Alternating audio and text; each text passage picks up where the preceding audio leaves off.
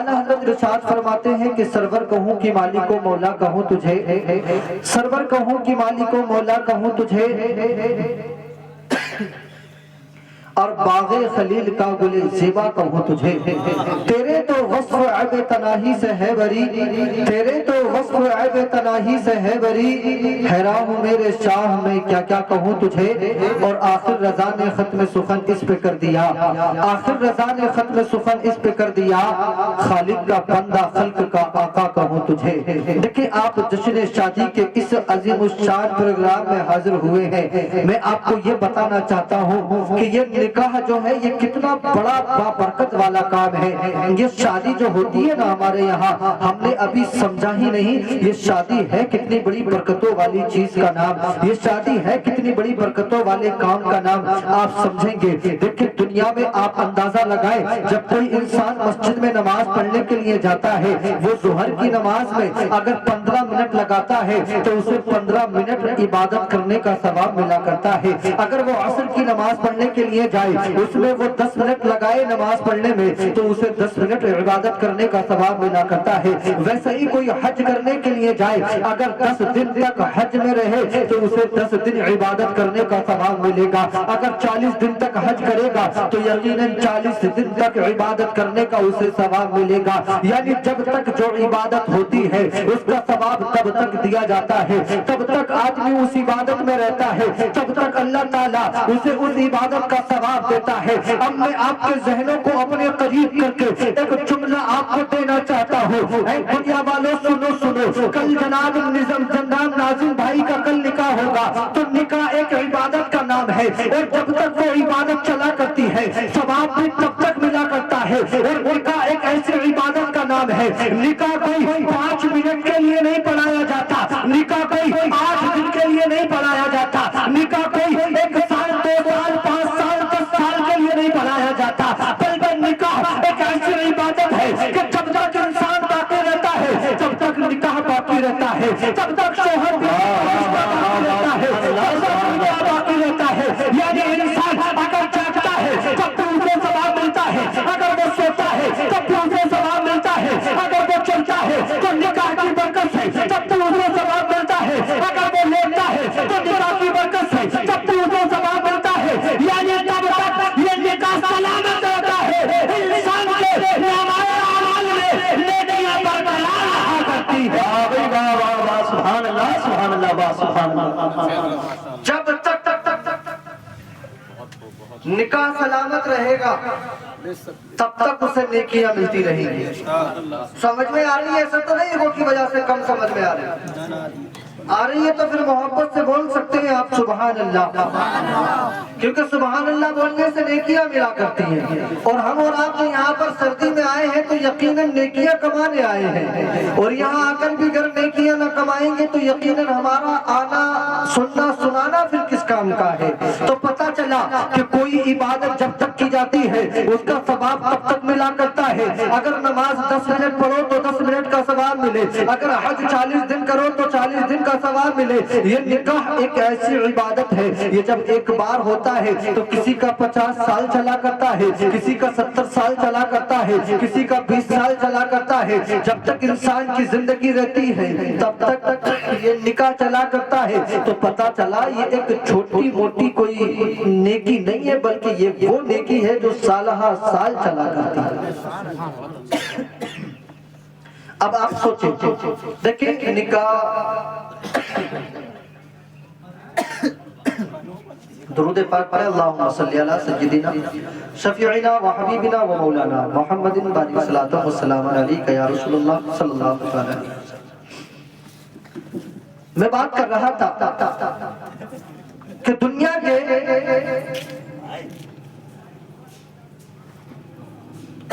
जितने भी रिश्ते बने हैं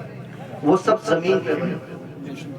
दुनिया के। अब आप इससे समझेंगे कि शादी है कितना बड़ा रिश्ता। दुनिया के जितने भी रिश्ते बने हैं ना वो सब जमीन पे बने हैं, सब जमीन पे बने हैं। یعنی باپ کا بیٹا اگر یہ رشتہ بنا تو زمین پہ بنا، اگر ماں باپ کا رشتہ بنا تو یہ زمین پہ بنا، اگر خالہ بھانجے کا رشتہ بنا تو یہ زمین پہ بنا، اگر ماموں بھانجے کا رشتہ بنا تو یہ زمین پہ بنا۔ یعنی جو بھی رشتے دنیا میں بنے، یعنی جو بھی رشتے ہمیں دنیا میں پائے جاتے ہیں، یعنی دادا پوتے کا رشتہ بنا یہ بھی زمین پہ بنا، نانی نواسی کا رشتہ بنا یہ بھی زمین پہ بنا۔ یعنی دنیا میں جتنے بھی رشتے پائے جاتے ہیں وہ سارے کے سارے وہ رشتے ہیں جو زمین پر بنائے گئے ہیں، لیکن قسم خدا کی صرف ایک رشتہ ایسا ہے جو آسمانوں کے اوپر جنت میں بنایا گیا، وہ رشتہ کوئی اور نہیں بلکہ وہ رشتہ شوہر اور بیوی کا رشتہ ہے۔ وہ رشتہ جو ہے نا وہ خاوند اور بیوی کا رشتہ ہے۔ اللہ تبارک و تعالیٰ نے جنت میں آدم علیہ السلام کو پیدا کیا، جنت میں آدم علیہ السلام کو رکھا۔ اللہ تبارک و تعالیٰ نے آپ کی بائیں پسلی سے آپ کی بیوی حضرت حوا کو پیدا کیا، بنایا گیا۔ اور جب حضرت حوا زمین پہ جنت میں آتی ہے تو قسم خدا کی حضرت آدم علیہ السلام کی جب آنکھ کھلتی ہے، آپ نے دیکھا کہ ایک خاتون ہے، آپ اسے ہاتھ لگانا چاہ رہے ہیں، آواز آئی اے آدم تم ابھی ہاتھ نہیں لگا سکتے، اے آدم تم ابھی ہاتھ نہیں لگا سکتے۔ کہا کیا مطلب کہ تمہارا ابھی نکاح نہیں ہوا ہے، تمہارا ابھی مہر ادا نہیں کیا گیا ہے، جب تک تم مہر ادا نہیں کرو گے جب تک تم ابھی ہاتھ نہیں لگا سکتے۔ کہا کیسے ہوگا نکاح مہر ادا، کس طریقے سے مہر ادا کیا جائے گا؟ تو کانوں نے آواز آئی اگر تمہیں مہر ادا کرنا ہے تو نبی کی بارگاہ میں 21 مرتبہ درود و پاک کو پڑھنا ہوگا۔ حضرت آدم علیہ السلام نے نبی کی بارگاہ میں درود و پاک کو پڑھ لیا اور یہ مہر ادا ہو گیا۔ پتہ چلا کہ یہ جو شادی ہے، شادی اگر سب سے پہلی کوئی شادی ہو رہی ہے تو وہ جنت میں ہو رہی ہے۔ سب سے پہلا اگر کوئی دولہا بن رہا ہے تو وہ جنت میں بن رہا ہے۔ سب سے پہلی اگر کوئی دلہن بن رہی ہے تو وہ جنت میں بن رہی ہے۔ ارے دنیا کے تمام رشتے زمین میں بنایا ہے، اور یہ جو رشتہ ہے شوہر کا اور بیوی کا، یہ رشتہ اللہ تعالیٰ نے جنت میں بنایا ہے۔ سبحان اللہ سبحان اللہ، نعرہ تکبیر، نعرہ رسالت، نعرہ حیدری، نعرہ غسلت، علماء اہل سنت، علماء اہل سنت، مولانا افتخار رضا صاحب قبلہ، مولانا افتخار رضا صاحب قبلہ، نعرہ تکبیر، نعرہ رسالت زندہ باد۔ پتہ چلا یہ شادی جو ہے نا، ہم جو ناچنے گانے میں سمجھتے ہیں کہ ناچنا گانا جس شادی میں نہیں ہو وہ شادی نہیں ہوتی۔ ہم ہی سمجھتے ہیں ڈھولک کی آواز جس گھر سے 7 دن تک نہ آئے تو اس گھر میں شادی کا پتہ ہی نہیں چلتا شادی ہوئی ہے کہ نہیں ہوئی ہے۔ برات جاتی ہے، ادھر گھر میں کھوریا ہوتا ہے تو محلے والوں کو لگتا ہے کہ ہاں اس گھر میں خوشی کا ماحول ہے۔ اگر ڈھولک نہ بجے تو گھر والوں کو، اہل محلہ کو خوشی نظر ہی نہیں آتی۔ میں کہتا ہوں تم نبی کے دیوانے ہو، تم نبی کا کلمہ پڑھنے والے ہو، تم سیدہ فاطمہ کی کنیزیں ہو۔ ہمارا کام ڈھولک کے بجانے کا نہیں ہوتا، ہمارا کام گانوں پر ناچنے گانے کا نہیں ہوتا، ہمارا کام کانوں میں ایئر فون لگا کر یعنی سونگ سننے کا نہیں ہوتا، ہمارا کام جو ہے کسی دنیا کے فیشن کو فالو کرنے کا نہیں ہوتا۔ ہمارا جو کام ہوتا ہے وہ آقا کی سنتوں پہ عمل کرنے کا کام ہوتا ہے، ہمارا جو کام ہوتا ہے وہ سیرت مصطفیٰ کو اپنانے کا کام ہوتا ہے۔ قسم خدا کی جو سیرت مصطفیٰ کو اپنا کر آج بھی شادی کیا کرتا ہے، اللہ تعالیٰ اس گھر میں برکتیں پیدا فرمایا کرتا ہے۔ آپ کہیں گے ایسا کیسے؟ تو کئی صحابی رسول ہیں آقا کی بارگاہ میں آئے، عرض کرنے لگے یا رسول اللہ حالات بہت خراب ہے، یا رسول اللہ ایک وقت کا کھاتے ہیں دوسرے وقت کی کوئی گنجائش نہیں ہے، پتہ نہیں ملے گا کہ نہیں ملے گا، یا رسول اللہ حالات بہت خراب ہے۔ میرے آقا نے ارشاد فرمایا اگر ایسے حالات ہیں تو ایسا کرو نکاح کر لو، ایسا کرو شادی کر لو۔ کہنے لگے یا رسول اللہ حالات خراب سے اور جو ہے غریبی سے شادی کا تعلق کیا ہے؟ تو میرے نبی نے ارشاد فرمایا کہ جو نکاح کیا کرتا ہے اللہ تعالیٰ اس کے گھر میں برکتیں پیدا کر دیا کرتا ہے۔ سبحان اللہ۔ جس گھر میں شادی ہوتی ہے اللہ تعالیٰ اس گھر میں برکتیں پیدا کر دیا کرتا ہے، اللہ تبارک و تعالیٰ اس گھر میں برکتوں کو اتار دیا کرتا ہے، اس گھر میں برکتوں کا نزول ہو جایا کرتا ہے۔ آج ہم نے دیکھا نا کہ دنیا میں انسان جب شادی کرنے کے لیے جاتا ہے تو بڑے بڑے مکان دیکھ لیا کرتا ہے، اونچے اونچے مکان دیکھ لیا کرتا ہے، بڑی بڑی گاڑیاں دیکھ لیا کرتا ہے، لڑکے کا اچھا کاروبار دیکھ لیا کرتا ہے۔ اگر نہیں دیکھتا تو لڑکے کا عقیدہ نہیں دیکھتا، اگر نہیں دیکھتا تو لڑکا مذہب اسلام کو کیسے فالو کرتا ہے یہ نہیں دیکھتا۔ اگر نہیں دیکھتا تو یہ نہیں دیکھتا کہ لڑکا کتنا دیندار ہے، وہ نمازیں پڑھتا ہے کہ نہیں پڑھتا، وہ کتنا دین سے جڑا ہوا ہے، اس کام کو نہیں دیکھتا۔ میں کہوں گا یاد رکھنا کہ جب بھی آپ اپنی بیٹی کا یا بیٹے کا نکاح کے ارادے سے باہر نکلو تو سب سے پہلے اگر کچھ دیکھنا ہے تو یہ دیکھو کہ جس کے یہاں ہم اپنی بیٹی دینے جا رہے ہیں وہ لڑکا عقائد میں مضبوط ہے کہ نہیں ہے، وہ مسلک اعلیٰ حضرت کو ماننے والا ہے کہ نہیں ہے، اس کا عقیدہ ٹھیک ہے کہ نہیں ہے، اس کا حالات عقیدہ جو ہے وہ دین سے جڑا مسلک اعلیٰ حضرت سے جڑا ہے کہ نہیں ہے۔ کیونکہ یاد رکھنا اگر تم نے اونچا مکان دیکھ کے شادی کر دی، اگر تم نے اچھا گھر دیکھ کے شادی کر دی تو یاد رکھنا تم اپنی بیٹی کو اس گھر تک پہنچا دو گے تو وہ تمہاری جو بیٹی ہے وہ دیواروں کو دیکھ کر اپنی زندگی نہیں گزارے گی، وہ تمہاری بیٹی گاڑی بنگلے کو دیکھ کر اپنی زندگی نہیں گزارے گی، بل تب بھی تم اپنے گھر سے نکلا کرو تو دیکھا کرو وہ جو لڑکا ہے وہ عقائد اہل سنت کا قائم ہے کہ نہیں ہے، اور کبھی گھر نہ دیکھا کرو بلکہ لڑکی کی شادی سے پہلے لڑکے کا گھرانہ دیکھ لیا کرو۔ سبحان اللہ، نعرہ تکبیر، نعرہ رسالت، نعرہ حیدری، نعرہ غوثیت، علماء اہل سنت، مولانا افتخار صاحب قبلہ زندہ باد۔ گھرانہ اگر لاجواب ہے، آپ دیکھ رہے ہیں میرے بعد میں بہت شاندار خطاب آپ حضرت علامہ مولانا نظام الدین صاحب قبلہ سے سماعت کریں گے، بہت بہترین تقریر ابھی آپ نے سماعت کرنی ہے، اور جو اٹھ کے چلے گئے میں تو ان سے بھی کہوں گا کہ آ جاؤ ورنہ پھر صبح میں ذکر کرو گے یار کون تھے بھئی کہاں سے آئے تھے، بہت اچھا بہت شاندار تقریر ابھی آپ سماعت کریں گے۔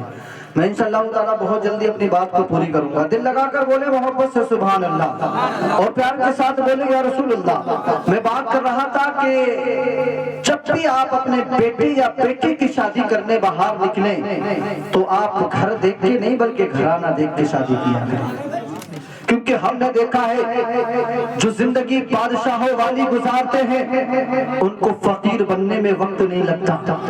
اور جو زندگی فقیروں والی گزارتے ہیں اللہ تعالیٰ کب ان کی قسمت کو بدل دے اور کب وہ امیر ہو جائیں اس کے فیصلے میں کوئی دیر نہیں لگتی۔ کبھی ہم نے ایسا بھی دیکھا ہے کہ انسان شادی کرتا ہے اپنی بیٹی کی کہ اس کا گھر بہت اعلیٰ ہے، اس کا کئی سارے کاروبار ہے، لیکن جب بیٹی کے نصیب میں سکھ نہیں ہوتا نا، جب بیٹی کے نصیب میں چین سے سکون سے رہنا نہیں ہوتا نا تو وہ گھر بھی بہت جلد کھنڈروں میں تبدیل ہو جایا کرتے ہیں۔ اور بعض کو ہم نے دیکھا جس نے اپنی بیٹی کے لیے اچھے عقیدے کے لڑکے کو چنا، ہم نے دیکھا کہ جس نے اپنی بیٹی کے لیے اچھے خاندان کے لڑکے کو چنا، اس کے پاس کچھ تھا تو نہیں،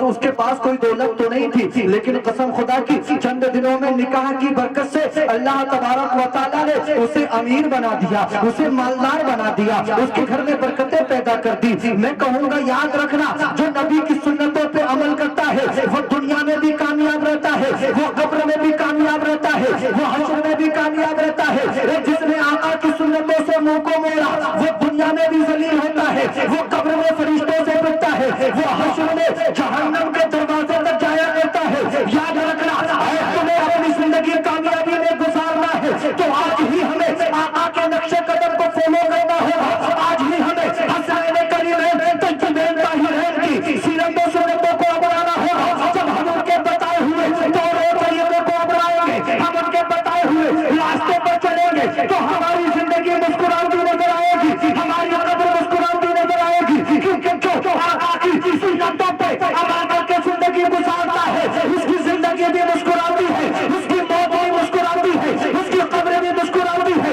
اس کا حشر بھی مسکراتا ہے، اور جب اس کی شفاعت حسنین کریمین کرتے ہیں تو قسم خدا کی اسے جنت میں اعلیٰ مقام دیا جاتا ہے۔ تو دنیا کہتی ہے دیکھو دیکھو جو آقا کی سنتوں پہ عمل کرتا ہے اس کی دنیا بھی کامیاب ہوا کرتی ہے اور اس کی آخرت بھی کامیاب ہوا۔ سبحان اللہ، سبحان اللہ، نعرہ تکبیر، نعرہ رسالت، نعرہ حیدری، نعرہ غوثیت، علماء اہل سنت، مولانا افتخار صاحب قبلہ عبادی، جشن شادی، نعرہ تکبیر، نعرہ رسالت زندہ باد۔ ہمیں جو کام کرنا ہے نا وہ پیارے نبی کی سنت کو اپنا کے کرنا ہے، پیارے نبی کی سیرت کو اپنا کے کرنا ہے۔ آج اس گھر میں شادی کے ماحول میں یہ نبی کا جلسہ سجایا،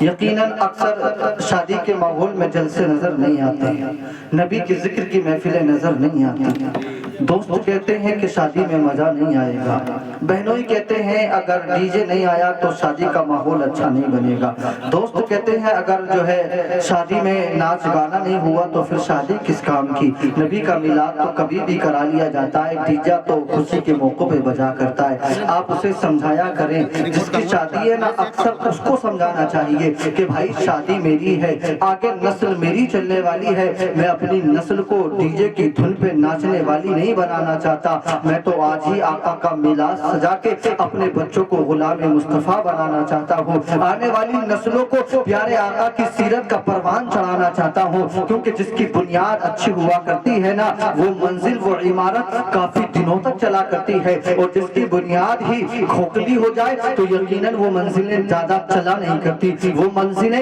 وہ مکانات بہت جلد جو ہے نا پائے تکمیل تک پہنچ جایا کرتے ہیں، وہ عمارتیں ڈھہ جایا کرتی ہیں، اور جن کی جڑیں مضبوط ہوتی ہیں یقیناً وہ بہت سالوں سال تک آباد رہا کرتے ہیں۔ یہ جو شادی ہوتی ہے نا یہ ایک جڑ ہوتا ہے، یہ جو شادی ہوتی ہے یہ ایک جڑ ہوتی ہے۔ میں نے کہا نبی کی بارگاہ میں صحابی عرض کرتے ہیں یا رسول اللہ ہم غریب ہیں، تو میرے آقا نے کہا نکاح کرو امیر ہو جاؤ گے۔ اب آپ سوچ رہے ہوں گے نکاح کرنے سے امیر کوئی کیسے ہوتا ہے، بس میں ایک چھوٹی سی بات بتاتا ہوں، اپنی جگہ لیتا ہوں، قاری صاحب قبلہ کو سماعت کریں گے۔ ایک صحابی رسول ہے جن کا نام تاریخ میں حضرت جلیبیب رضی اللہ تعالیٰ عنہ آتا ہے، ایک صحابی رسول سانولے کلر کے ہیں، کوئی بیک گراؤنڈ بھی اچھا نہیں ہے، یعنی کوئی خاندان بھی ایسا نہیں ہے، کوئی پیسے والا بھی خاندان نہیں ہے، کوئی عمارت والا بھی مکان نہیں ہے، دیکھنے میں بھی سانولے ہے، اور آج کے وقت میں اس وقت میں بہت بڑا فرق تھا، آج کے وقت میں تو جب جسے چاہو اس کی شادی ہو جایا کرتی ہے، مگر اس وقت میں شادی کے لیے اس کے پورے خاندان کو دیکھا جاتا تھا، ننیحال دلیحال تک کو دیکھا جاتا تھا کہ اس کی نانی کا خاندان کیسا ہے، اس کی دادی کا خاندان کیسا ہے،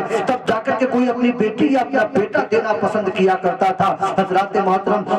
حضرت جلیبیب رضی اللہ تعالیٰ نبی پاک صلی اللہ تعالیٰ علیہ وسلم کے صحابی سانولے کلر کے ہیں، نبی پاک کی بارگاہ میں عرض کرتے آئے ہیں، میرے نبی نے ارشاد فرمایا اے جلیبیب کیا تم شادی نہیں کرو گے؟ عرض کرنے لگے یا رسول اللہ میں غریب ہوں، میرے پاس کھانے کا ساز و سامان نہیں، میں غریب ہوں، میرے پاس رہنے کے لیے اعلیٰ مکان نہیں، میرے پیچھے کوئی اعلیٰ خاندان بیک گراؤنڈ میں نہیں، یا رسول اللہ مجھے کون اپنی بیٹی دے گا؟ تو میرے نبی نے ارشاد فرمایا یہ بتاؤ تم شادی کرو گے؟ کہا یا رسول اللہ شادی تو کر لوں مگر بیٹی کون دے گا مجھے اپنی؟ تو میرے نبی نے ارشاد فرمایا جاؤ جاؤ فلاں محلے کے اندر ایک انصاری ہے، وہ صحابی ہے انصاری، کہا ان سے جا کر کے کہنا کہ انہیں جا کر کے پہلے تو میرا سلام بولنا اور ان سے بعد میں جا کر کے کہنا کہ تم اپنی بیٹی کا نکاح میرے ساتھ میں کر دو۔ یہ نبی پاک صلی اللہ تعالیٰ علیہ وسلم نے فرمایا ہے۔ حضرات یہ سانولے کلر کے صحابی حضرت جلیبیب رضی اللہ تعالیٰ عنہ نبی پاک کا فرمان لے کر چلے ہیں خوشی خوشی ایک ایسے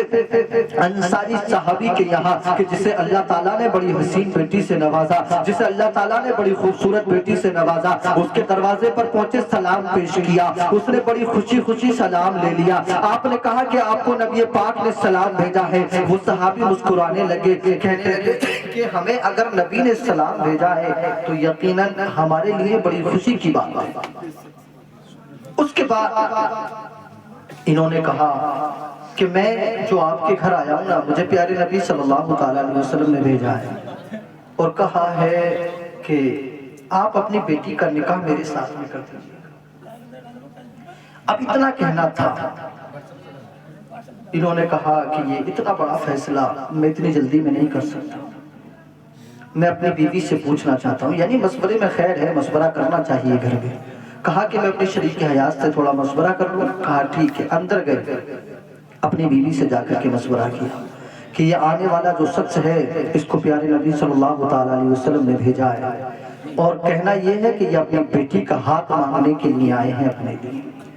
اب ماں نے پردے کی آڑ سے جب حضرت جلیبیب کے چہرے کو دیکھا تو کہنے لگی رنگ بھی سانولا ہے، اور آپ نے کہا کہ کوئی بیک گراؤنڈ خاندان بھی اعلیٰ نہیں ہے، کوئی جو ہے زیادہ پیسے والے بھی نہیں ہے، اگر ایسے کو ہم اپنی بیٹی دیں گے تو سماج والے کیا کہیں گے، محلے والے کیا کہیں گے، اس لیے ہم اپنی بیٹی ان کو نہیں دے سکتے۔ ایسا کریں آپ منع کر دیں، ہم اپنی بیٹی کو انہیں نہیں دے سکتے۔ حضرات دونوں ابھی آپس میں بات کر رہے ہیں، اتنے میں اندر سے جو ان کی بیٹی ہے نا، بیٹی جس کے نکاح کی بات چل رہی